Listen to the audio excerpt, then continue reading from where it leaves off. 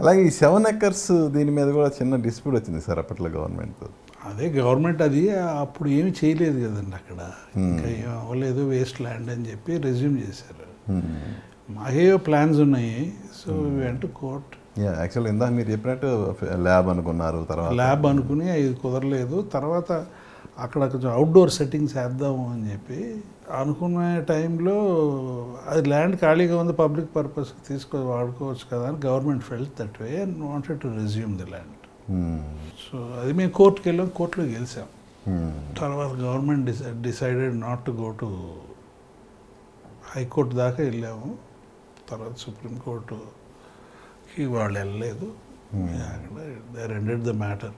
So అప్పటికి ఇంకా నాన్నగారు రామారావు గారి మధ్య ఏమీ అంటే ఐ మీన్ అభిప్రాయ భేదాలు ఏమి కాదు, గవర్నమెంట్ తరపు నుంచి అప్పటికి వెళ్ళిద్దరు. ఏమోనండి, ఎవరు ఏమి ఊపుతారు, ఏం చెప్తారు ఎవరికి తెలుసు అండి. అంటే మన ఇండస్ట్రీలో జనరల్గా ఏంటంటే పక్కన ఉన్న మనుషుల వల్లే ఇలాంటివి వస్తుంటాయి కదా. ఉంటారు ప్రతి క్యాంపులో శకునులు ఉంటారు. ఓకే, ఇటు ఉంటారు అటు ఉంటారు.